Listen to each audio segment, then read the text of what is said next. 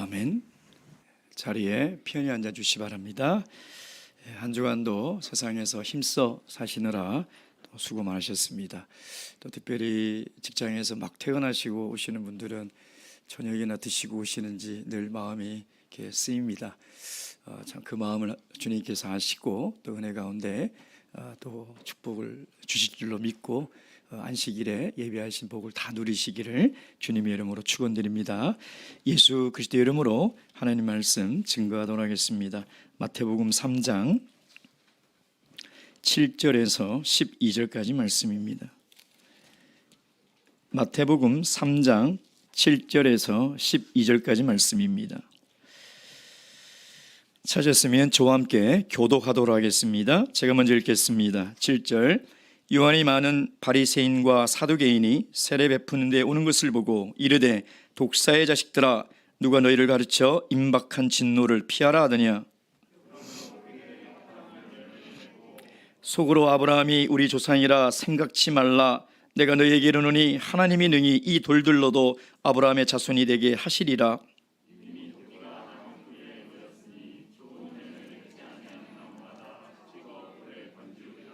나는 너희로 회개케 하기 위하여 물로 세례를 주거니와 내 뒤에 오시는 이는 나보다 능력이 많으시니 나는 그의 신을 들기도 감당치 못하겠노라.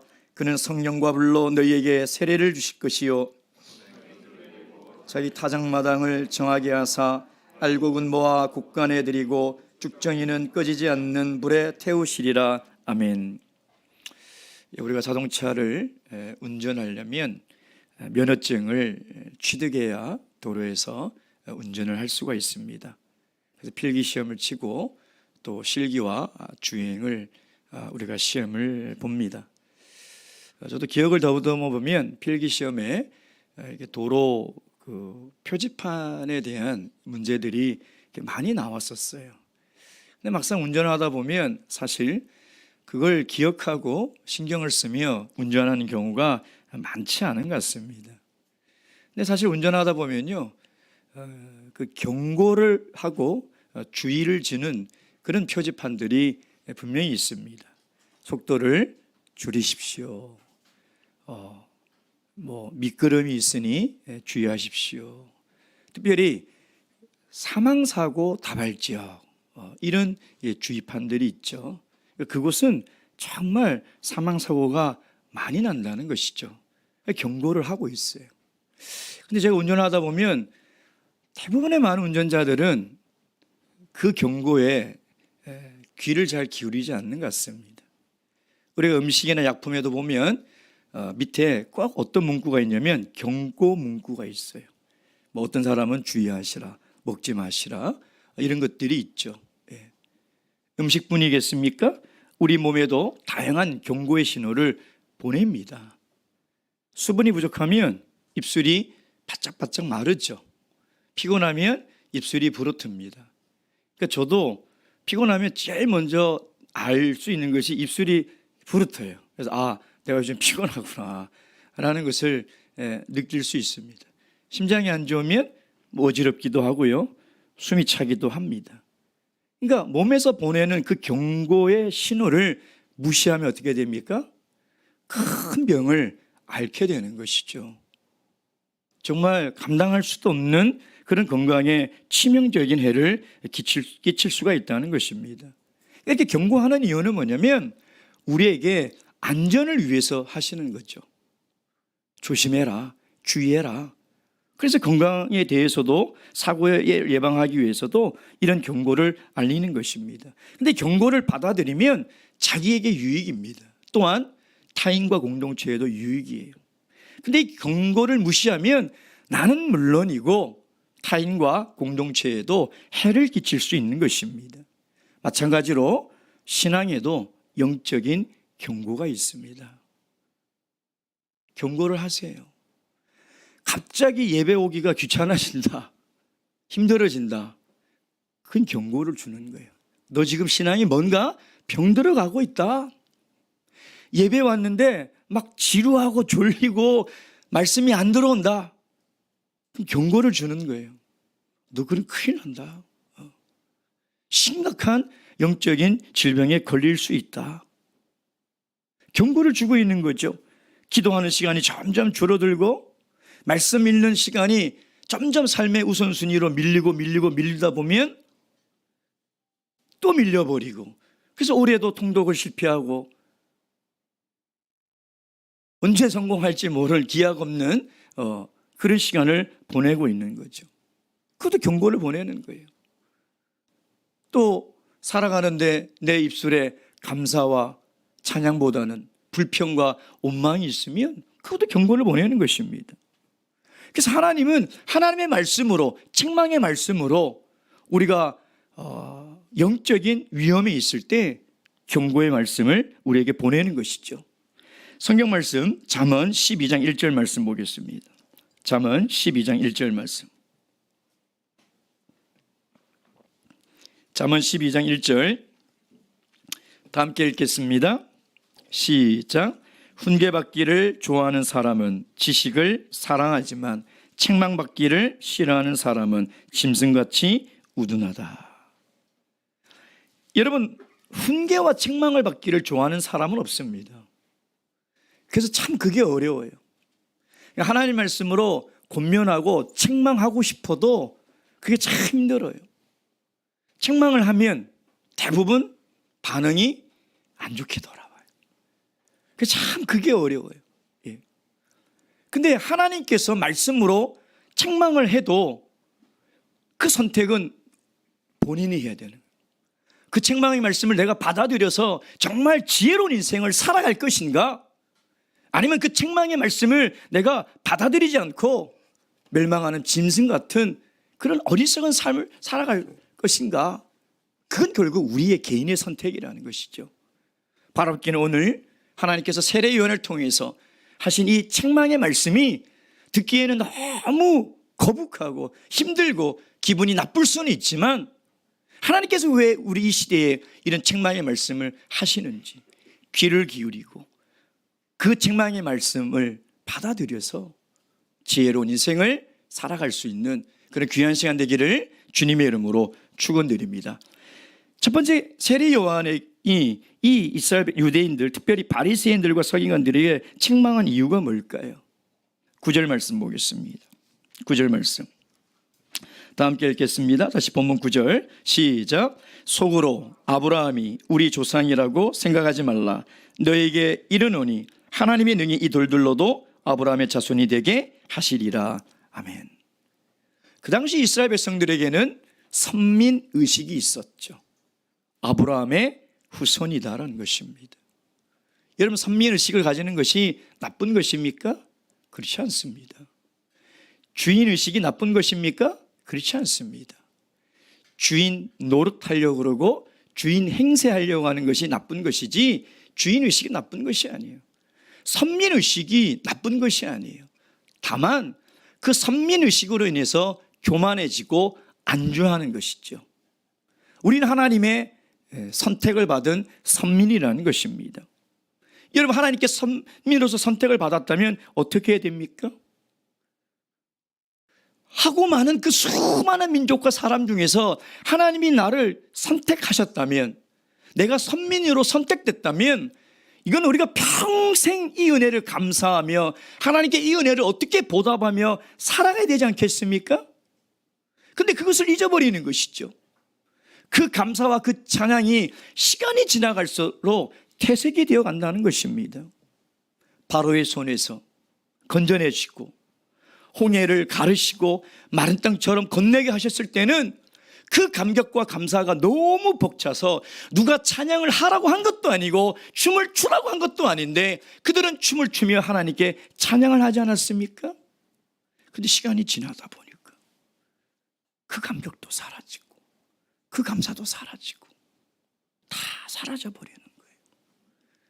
우리가 막 물과 성령으로 거듭나 하나님의 자녀가 됐을 때 그 감동도 그 감사도 다 사라져버리는 것이죠.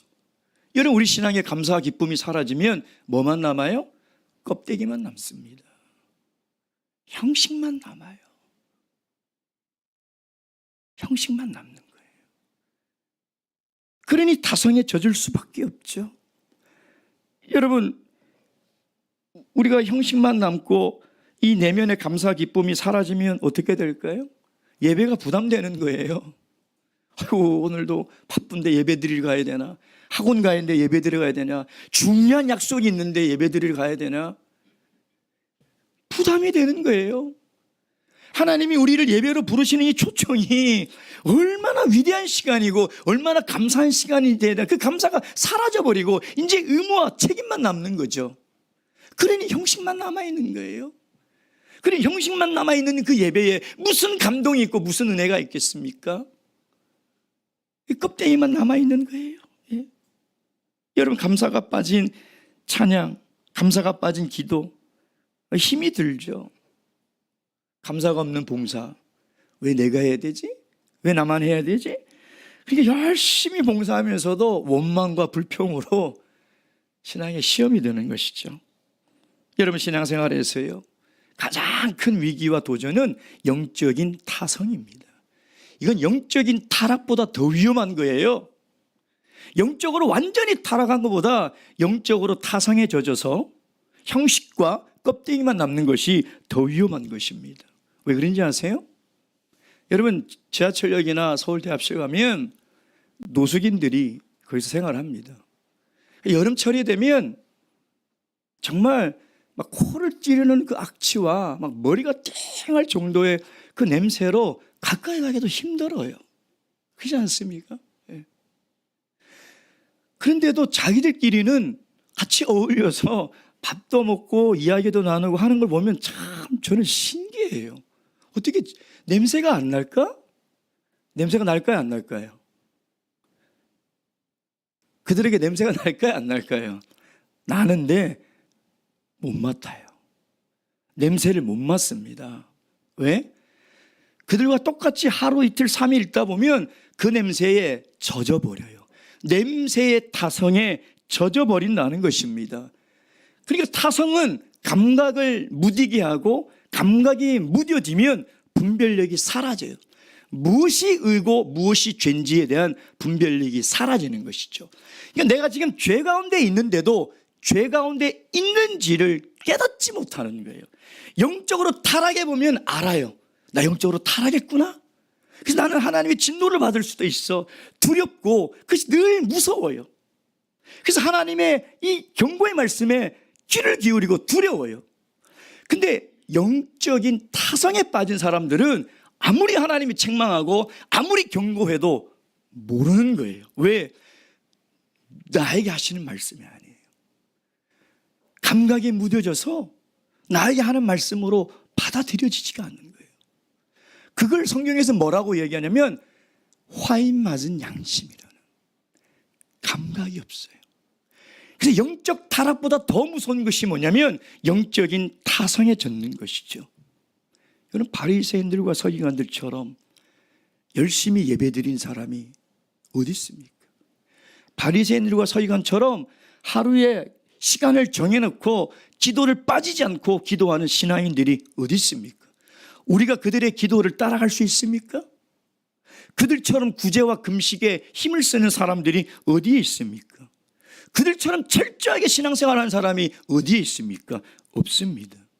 근데 왜 세례 요한은 그들에게 독사의 자식들이라고 책망하냐 이 말이에요. 독사의 자식들이라는 이 원어의 뜻은 뭐냐면 마귀의 자녀라는 것입니다. 여러분, 믿는 우리들에게 누가 당신 마귀의 자녀요 라고 하면 입에 거품 물지 않겠습니까? 무슨 소리입니까? 그걸 받아들일 수 있겠습니까? 더 심각한 건 뭐라고 되어 있어요? 누가 너희를 가르쳐 임박한 진노를 피하라 하더냐. 이게 무슨 말이에요? 너희들 절대 진노를 피할 수 없다는 거예요. 어떻게 이렇게 이야기를 할 수 있을까요?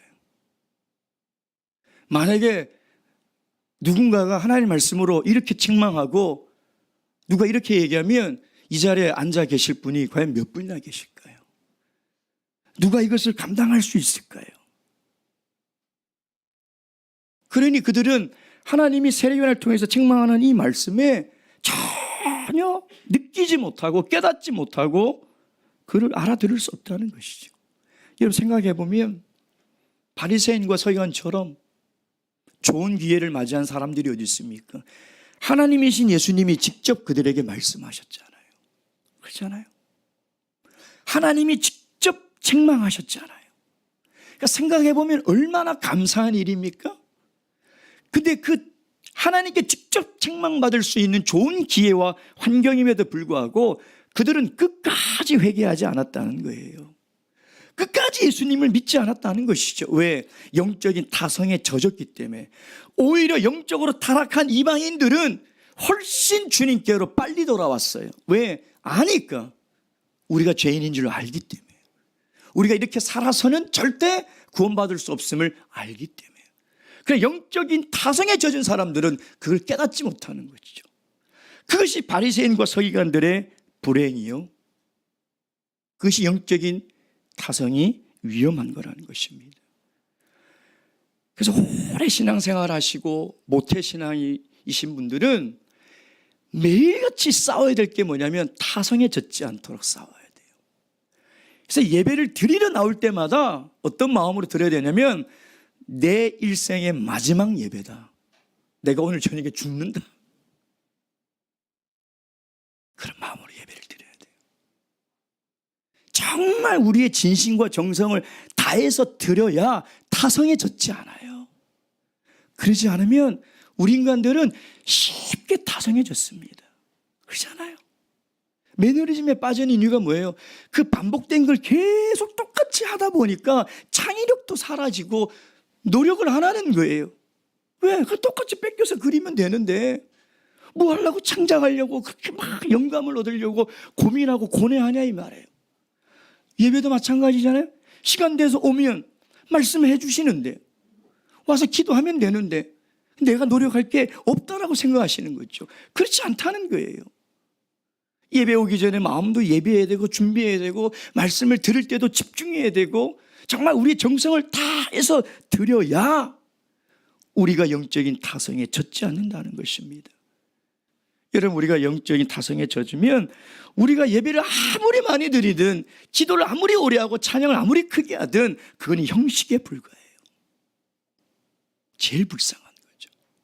껍데기만 남아있다는 것입니다. 근데 우리가 타성에 젖지 않고 감사와 감격이 살아있으면 신앙생활은 행복해지는 거죠. 얼마나 행복하겠어요. 예배드리는 것이 너무나 감사하고 찬양하는 것이 감사하고 봉사하는 것이 감사하니 기쁨이 넘쳐나지 않겠냐 이 말이에요. 그들이 세례요한에게 참 이렇게 어떻게 보면 너무하다 싶을 한 그런 책망을 들었던 이유가 뭐냐면 그들은 스스로 선민이라는 생각에 빠져서요. 타성에 젖어 신앙생활을 하고 있기 때문이었다는 것입니다. 혹시 우리도 타성에 젖어 형식만 남아있다면 이 책망의 말씀이 불편한지 압니다. 그러나 정말 이 책망의 말씀에 귀를 기울여 다시 그 감사와 감격을 회복하셔서 정말 행복하고 즐거운 신앙의 삶을 살아가시길 주님의 이름으로 축원드립니다. 두 번째, 이 바리새인과 서기관들이 세례요한에게 이 어마무시한 저주와 가까운 책망을 받은 이유가 뭘까요? 8절 말씀 보겠습니다. 8절 말씀 다 함께 읽겠습니다. 시작. 그러므로 회개에 합당한 열매를 맺고. 그러니까 회개는 열심히 하는데 회개에 합당한 열매를 맺지 못했기 때문이죠. BC 586년에 바벨론에 의해서 남유다가 멸망하지 않습니까? 성전이 다 해파돼 버려요. 그리고 스룹바벨에 의해서 아주 초라한 성전이 세워집니다. 그래서 그 성전을 중심으로 말라기 선지자가 구약의 마지막으로 이스라엘 백성들에게 하나님의 말씀으로 책망합니다. 그리고 지금까지 400년 동안 하나님의 말씀이 한마디도 나타나지 않았어요. 여러분 한번 생각해 보세요. 400년 동안 하나님이 침묵하고 계셨으면 당신의 자녀들에게, 당신의 백성들에게 하고 싶은 말이 얼마나 많겠습니까? 여러분이 만약에 자녀들에게 4년 동안 한마디도 안 하다가 내가 말을 할 수 있다면 여러분 무슨 말부터 하겠습니까? 얼마나 하고 싶은 얘기가 많겠어요? 400년 동안 하나님이 그 말씀을 참으셨어요. 근데 하나님이 세례요한을 통해서 제일 처음 말씀하시는 그 첫 마디가 뭐예요? 회개하라는 거예요. 회개하라. 여러분, 400년 동안 참으셨던 하나님께서 그 첫 일성으로 회개하라라고 말씀하셨다면, 이 회개하라는 우리가 생각하는 이상의 의미와 이상의 하나님의 마음이 담겨져 있지 않겠냐 이 말이에요. 예수님도 제일 처음 사역하실 때 제일 처음 무슨 말씀하셨어요? 회개하라, 천국이 가까웠노라. 그 말씀을 하셨어요. 늘 말씀을 하시다가 회개하라고 하신 것이 아니라 400년 동안 침묵하시다가 회개하라고 말씀을 하셨다는 거예요. 그렇다면 이 회개하라는 의미가 도대체 무엇이며, 왜 세례 요한은 이 바리새인과 서기관들에게 너희가 회개에 합당한 열매를 맺으라고 촉구하며 이야기를 하고 있을까요? 이 회개라는 의미는요, 구약 성경에는 되돌아가다, 회복하다 이런 뜻이 있고요, 신약 성경의 헬라의 회개는 변화, 자기 마음을 바꾸다 이런 뜻이 있어요. 그러니까 회개라는 말은 성경에 있는 그 단어를 조합해 보면 자기가 지금 살아가고 자기가 행동하는 일에 대해서 잘못됐구나 깨달아서 다시 어디로요? 자기 마음을 바꿔서 하나님께로 돌아가는 거예요. 하나님께로 돌아가는 것이 회개라는 것입니다. 그러니까 단순히 생각으로 내가 잘못했구나, 이게 회개가 아니라니까요. 하나님 잘못했습니다, 용서해 주세요, 이게 회개가 아니라니까요. 잘못했으면 용서 받으려면 다시 돌아가라는 거예요. 다시 마음을 바꾸고 행동을 바꿔서 돌아가라는 거예요.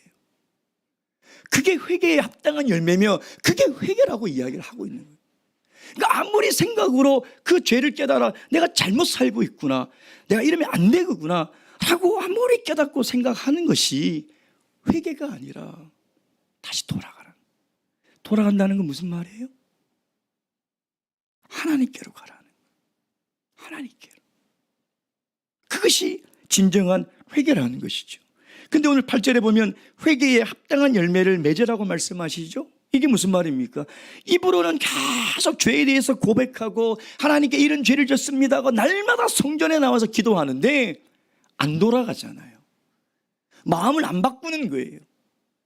삶이 변화가 되지 않는 거예요. 그 자리에 있으면서 늘 하나님 앞에 마음으로는 눈물을 흘리면서 회개를 하는데 변화가 되지 않는 것이죠. 그러니까 진정한 의미로는 참된 회개가 아니라는 거예요. 회개에 합당한 열매는 변화된 삶이, 바꾼 그 삶이 회개에 합당한 열매라는 거죠.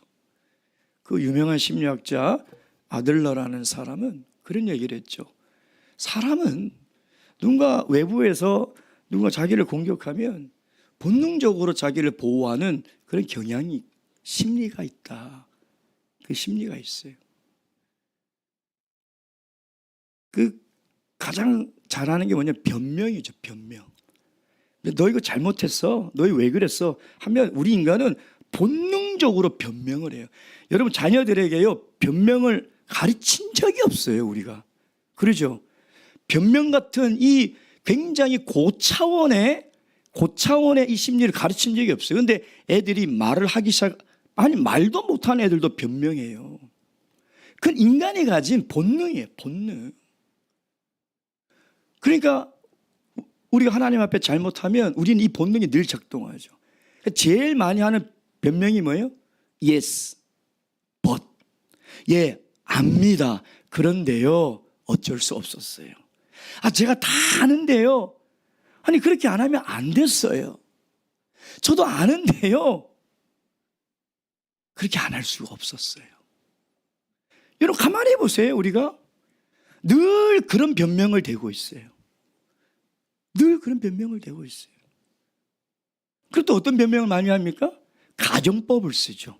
가정법. 예. 만약 내가 뭐뭐 했다면, 만약 그랬다면, 가정법. 그렇죠? 그래서 내가 뭐 시간이 있었다면, 내가 건강했다면, 아니 네가 나에게 그렇게 말을 안 했다면 내가 그렇게 안 했을 것인데, 내가 그런 환경에 안 갔더라면 내가 그런 죄를 안 지었을 것인데, 끊임없이 변명하는 거예요. 끊임없이. 예. 그러니 우리의 삶이 어떻게 변화가 되겠습니까? 회개에 합당한 열매를 맺을 수가 없는 것이죠. 여러분, 회개는요, 우리가 아무리 울고 눈물을 흘리고 가슴을 친다고 해서 되는 것이 아니에요. 그게 회개가 아닙니다. 회개는 변명하지 말아야 돼요. 하나님이 그렇다면 네, 잘못했습니다. 하나님 바꾸겠습니다. 돌이키겠습니다. 하나님께로 나아가겠습니다. 그러니까 하나님께로 나아가야 돼요. 왜냐하면 나는 내 본능을 거스려서 내가 바꿀 수 있는 의지가 없어요. 하나님이 도와주셔야 돼요. 그러니까 하나님께로 가야 돼요. 하나님. 그러니까 전인격적으로 내가 의지를 돌려서 마음을 바꿔서 하나님께로 가겠다고 해야지 그것이 진정한 회개지. 매일 기도하는 자리에 나와서 잘못했다고 회개하고 기도하고, 그리고 일어서면 또 제자리로 돌아가서 변명하고. 지금 세례 요한이 바리새인과 서기관들에게 책망하는 그 책망이 그 얘기를 하고 있는 거예요. 너희들 제발 참된 회개를 해라. 회개에 합당한 열매를 맺어라는 것입니다. 사랑하는 성도 여러분, 하나님께서 우리에게 주신 가장 큰 은혜가 회개할 수 있는 마음이에요. 회개할 수 있는 마음. 여러분, 내가 회개할 수 있다는 것이 얼마나 큰 은혜인지 압니까? 나중에 마음이 강팍해지면요, 회개하고 싶어도 회개가 안 나옵니다. 회개할 수 없어요. 오늘 하나님께서 말씀으로 우리에게 책망하시고 우리에게 권면하신다면 그 말씀을 받아들여서 변명하지 말고 회개하기로 결단하셔서 우리의 마음을 돌이켜셔서 하나님께로 나아가셔야 돼요. 오늘 회개하지 못하면 내일은 절대 못합니다. 지금 하셔야 돼요. 지금 내가 내 삶을 변화하고 바꾸겠다고 하나님께 나아가셔야 돼요. 우리가 그렇게 살아갈 때 우리의 신앙이 참된 회개의 열매를 맺으며 하나님께서 기뻐하시는 그런 삶을 살아갈 수 있음을 믿으시길 주님의 이름으로 축원드립니다. 마지막 세 번째는 이 책망의 말을 듣고도 회개하지 않으면 어떤 결말이 우리 앞에 놓여 있습니까? 12절 말씀 보겠습니다. 12절 말씀 다 함께 읽겠습니다. 12절입니다. 시작. 손에 키를 들고 자기의 타작마당을 정하게 하사 알곡은 모아 곡간에 들이고 쭉정이는 꺼지지 않는 불에 태우시리라. 아멘. 알곡이 되지 못하고 쭉정이가 돼버려요. 지금 책망과 권면의 말씀을 받아들이지 못하고 변화되지 못하고 그냥 그대로 안주하고 타성에 젖어서 늘 변명하고 자기 합리화하면서 가면 결국은 알곡이 못 된다는 거예요. 사람들은 많은 것을 좋아합니다. 무엇이든지. 그렇죠? 많은 거 다 좋아하잖아요. 많이 갖고 싶고, 많이 배우고 싶고, 많이 벌고 싶고, 많이 먹고 싶고, 많은 것을 좋아해요. 그래서 그런지 우리 한국 교회도 보면 교회가 크고 성도들이 많은 걸 좋아해요. 근데 여러분 한번 잘 생각해 보세요. 성도들이 많은 것만이 정말 좋은 걸까요? 한번 잘 생각해 보세요. 숫자가 많다고 정말 그 교회가 건강하고 좋은 교회일까요? 오늘 세례 요한은요, 자기에게 회개의 세례를 받으려 나오는 많은 무리들이 있는데 좋아하지 않았어요.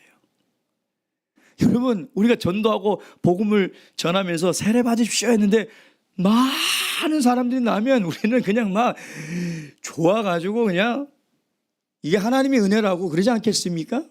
근데 세례 요한은요, 좋아하지 않았어요. 그 많은 무리들에게 지금 책망하고 있다는 거예요. 불같은 책망을 하고 있다는 거예요. 왜 그랬을까요? 왜 그랬을까요? 아니, 이 사람들이 하나님의 말씀을 듣고 회개의 세례를 받으러 나오겠다는데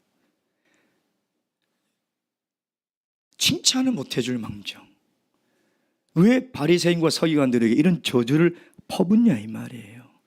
왜 그랬을까요? 지금 자신 앞으로 많은 사람이 나오는데 분명히 알곡도 있지만 쭉정이도 있다는 거예요. 말로만 회개하고 말로만 예배드리고 말로만 기도하는 쭉정이들이 있다는 거예요. 그래서 많은 것이 중요한 것이 아니에요. 알곡이 돼야 돼요. 알곡이 돼야 돼요. 여러분들 참 슬픈 현실은요, 가라지와 쭉정이는 무슨 세상에 있는 것이 아니라 우리 교회 공동체 안에 있다는 거예요. 이게 참 슬픈 현실이죠. 그래서 예수님이 마지막 때까지 뽑지 말라고 했기 때문에 뽑을 수도 없어요. 얼마나 이게 참 가슴 아픈 일이에요. 그러니 알곡과 쭉정이는 어떻게 분리할 수 있습니까? 서울에 계셔서 농사를 안 지어서 모르시죠. 쭉정이 알곡도 다 이 벼가 익을 때까지 기다려야 돼요. 몰라요. 어떻게 압니까? 보면 똑같은데 껍질 똑같이 달려있는데 몰라요. 그 마지막에 다 탈탈탈 털어가지고 알곡과 쭉정이를 가르려면 어떻게 해야 돼요? 키질을 해야 돼요. 키질. 저도 부산 촌놈이라서 모르죠. 저는 부산이 제2의 도시인 줄 알았는데 서울에 오니까 부산이 제1의 시골이라고 그러더라고요. 예. 저도 도시 촌놈이라서 이걸 해본 적은 없어요. 근데 시골 갈 때 보니까 어르신들이 콩 같은 것도 이렇게 해가지고 이렇게 껍질을 후게 날리시는 건 봤어요. 서울에서 한 번도 못 보셨죠? 예. 오늘 인터넷 검색해 보세요. 키라는 게 있어요. 키질이 있어요. 그렇죠? 예. 그럼 이거를 툭 틀면 무거운 알곡은 다 떨어지고 쭉정이는 껍질만 있는 거죠. 안에 그 쌀이 없다는 거잖아요. 그럼 어떻게 돼요? 다 날아가 버리는 거예요. 날아가 버리는 거예요. 예. 하나님은 지금도 키질을 하고 계세요. 왜? 우리 안에 알곡을 가려야 되기 때문이에요. 하나님 키질하고 계세요. 여러분 코로나 사태를 통해서요 알곡과 쭉정이가 나눠집니다. 알곡의 성도들은요 코로나로 인해서 예배가 얼마나 소중한지를 깨닫고요 모여서 교제를 나누는 것이 얼마나 행복한 일이었는지 기도하고 찬양하는 것이 얼마나 감사한 일인지를 깨달아서요 지금 더 열심히 예배드리고 열심히 찬양하고 우리가 정말 모일 수 있을 때 힘써 모이자라고 해서 신앙이 더 성숙해져 가요. 근데 어떤 분들은 무서워서 두려워서 그것이 좋은 핑계거리죠. 그러니까 점점 하나님과 멀어져 가고 있다는 거예요. 하나님이 왜 이런 간염병을 통해서 우리 교회를 이렇게 힘들게 하실까요? 나누고 계시는 거예요. 알곡이 누군지 가라지 쭉정이가 누군지를 나누고 계시는 거예요. 또 경제의 키질을 하시죠. 지금 정말 얼마나 힘듭니까? 예? 그러니까 경제의 키질을 먹고 사는 문제의 키질을 쭉 해보면 진짜 알곡들은요 정말 먹고 살기 힘드니까 정말 신앙을 붙들어야 되겠다. 이 땅은 나그네고 우리가 정말 살아야 될 곳은 하나님 나라니 신앙을 붙들어야 되겠다라고 더 붙들어요. 근데 쭉정이들은요 야 이러다 굶어 죽겠다. 더 열심히 돈을 벌어야 되고 더 열심히 살아야 되지 않겠느냐? 학업에 기질을 하죠. 그렇잖아요. 중학교에서 고등학교 올라갈 때, 고등학교에서 대학 갈 때, 대학에서 취업할 때 하나님 끊임없이 기질하는. 그래서 쭉정이들은 다 나가 떨어지는 거예요. 좋은 대학 가려고, 좋은 취직하려고. 기질 한 번 할 때마다 우수수 다 떨어져 나가는 거예요. 여러분 그것이 하나님께서 알곡과 쭉정이를 가리고 있다는 것을 여러분 아셔야 돼요. 그래서 하나님의 이 책망과 권면의 말씀을 우리가 끝까지 귀담아 듣지 않으면 결말은 어떻게 돼요? 알곡이 되지 못해요. 껍질만 나면 쭉정이는 어떻게 됩니까? 12절 말씀 다 분리돼서 연료로 사용돼요. 연료로. 불에 태운다는 건 뭐냐면 그냥 소가한다는 얘기 아니라 땔감으로 쓴다는 말입니다. 그러니까 성경에서 쭉정이는 뭘 상징하느냐? 가치 없는 것, 심판을 상징해요. 호세아서 13장 3절 말씀 보겠습니다. 호세아서 13장 3절 말씀. 호세아서 13장 3절 말씀.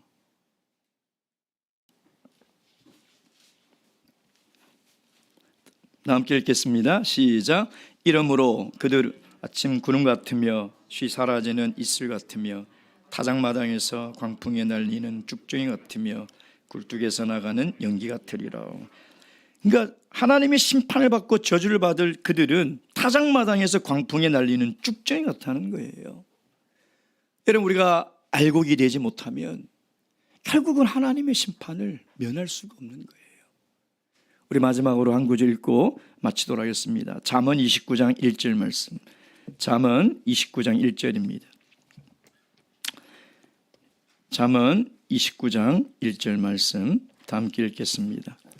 1절 시작. 자주 책망을 받으면서도 목이 곧은 사람은 갑자기 패망을 당하고 피하지 못하리라. 아멘. 사랑하는 성도 여러분, 우리가 하나님 말씀으로 책망받을 수 있음이 얼마나 감사한 일인지 깨달아서 회개에 합당한 열매를 잘 맺어서 우리 모든 성도님들이 알곡 성도가 되어서 하늘 곳간에 다 들어갈 수 있는 영생의 복을 누리시길 주님의 이름으로 축원드립니다. 묵도하시겠습니다. 할렐루야. 아멘. 찬양하시겠습니다. 찬송가 338장입니다.